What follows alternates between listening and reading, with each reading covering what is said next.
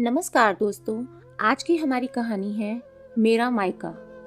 बच्चों की गर्मियों की छुट्टियां लगी अभी 3 दिन ही हुए थे। सुबह सुबह पापा का कॉल आ गया। बोले, बेटा कब आओगी?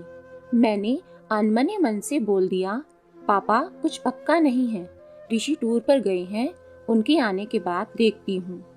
पापा की आवाज़ रुआसी सी हो गई। बोले, बेटा तुम्हारी माँ नहीं है तो क्या हुआ, तुम्हारा मायका तो है और मैं तो हूँ। ऋषि से बात करो और जल्दी आ जाओ। मैं जी पापा के आगे कुछ बोल ही नहीं पाई। जब तक माँ थी उनसे रोज फोन पर ढेरों बातें करती थी। साल में एक बार गर्मी की छुट्टियों में मैं पूरे 10 दिन के लिए मायके जाती थी। वो सुख किसी जन्नत से कम नहीं होता था। बच्चों से ज्यादा मुझे गर्मी की छुट्टियों का इंतजार रहता था। पर जब से माँ गई मेरा मायके जाने का मन ही नहीं करता। ऐसा लगता जैसे मेरा मायका ही खत्म हो गया। एक सूनापन, एक खालीपन सा मेरी जिंदगी में भर गया। पापा एकदम शांत स्वभाव के थे और कम बोलते थे, पर सबकी जरूरत का पूरा ध्यान रखते थे। ऐसा नहीं कि मैं पापा को प्यार नहीं करती थी, पर बचपन से मैं माँ के ज्यादा करीब थी, या यूं कहूँ कि वो मेरे दिल के सबसे करीब थी।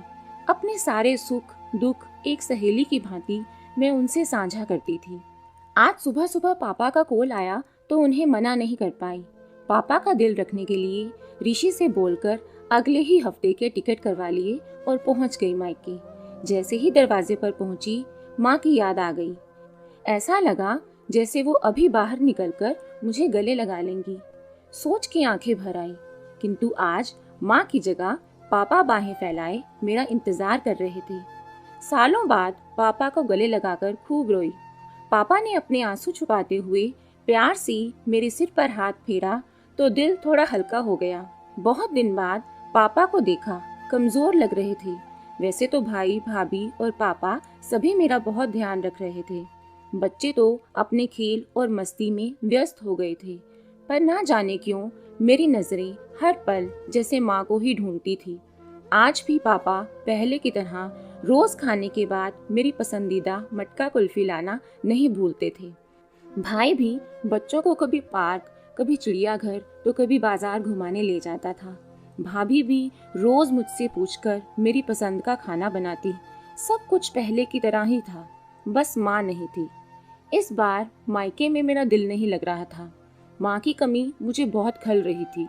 ऋषि को कॉल करके मैंने 2 दिन बाद का टिकट करवा लिया। सब ने मुझे रोकने की बहुत कोशिश की, पर मैं नहीं मानी। देखते ही देखते मेरे जाने का समय आ गया। आज शाम की ट्रेन से मेरी घर वापसी थी। मैंने सामान पैक करके रख लिया था, बस पापा का इंतजार कर रही थी। पापा ना जाने सुबह से बिना बताए कहाँ चले गए थे। उनका मोबाइल भी नहीं लग रहा था। मन घबरा रहा था, बिना बताए आखिर गए कहाँ।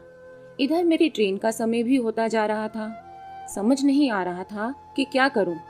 तभी पापा का कॉल आया। बोले, गुड़िया तुम स्टेशन पहुंच जाओ, मैं सीधे वहीं पहुंच रहा हूं। हम लोग स्टेशन पहुंच गए। ट्रेन सही समय पर थी। पापा स्टेशन पर हमारा इंतजार कर रहे थे। उनके हाथ में एक बॉक्स था। उन्होंने मुझे देते हुए गले लगाया और बोले, इसे ही लेने गया था, इसलिए देर हो गई थी, संभाल के रखो। मैंने आश्चर्यचकित होते हुए पूछा, इसमें क्या है? पापा की आंखें भर आई। आंसू पोंछते हुए बोले, तुम्हारी माँ का प्यार। कुछ समझती तभी ट्रेन आ गई। हमें ट्रेन में बैठा के पापा और भाई ने विदा कर दिया। मेरी नजरों से ओझल होने तक पापा वहीं खड़े हाथ हिलाते रहे। मैं भी एकटक ना जाने कब तक बाहर खिड़की से उन लोगों को निहारती रही। तभी बेटे ने आवाज दी और मेरे हाथों में एक चिट्ठी थमाते हुए कहा, मम्मी नाना जी ने ये आपके लिए दिया है। मैंने तुरंत चिट्ठी खोली। मेरी प्यारी गुड़िया रानी, सदा खुश रहो। जब तक तुम्हारी माँ थी तुम्हारी हर छोटी बड़ी बात का ख्याल वही रखती थी। मैं जानता हूँ कि मैं तुम्हारी माँ की जगह तो नहीं ले सकता, पर उनकी कमी की पूर्ति करने की कोशिश तो कर ही सकता हूँ। आज तुम्हारी माँ होती तो हमेशा की तरह अपने हाथों से तुम्हारे लिए बड़ी पापड़ अचार बना के साथ भेजती। माँ के हाथ का तो नहीं, पर उसके स्वाद जैसा सब सामान एक दुकानदार से बनवाने की कोशिश की है। उम्मीद है तुम्हें पसंद आएगा।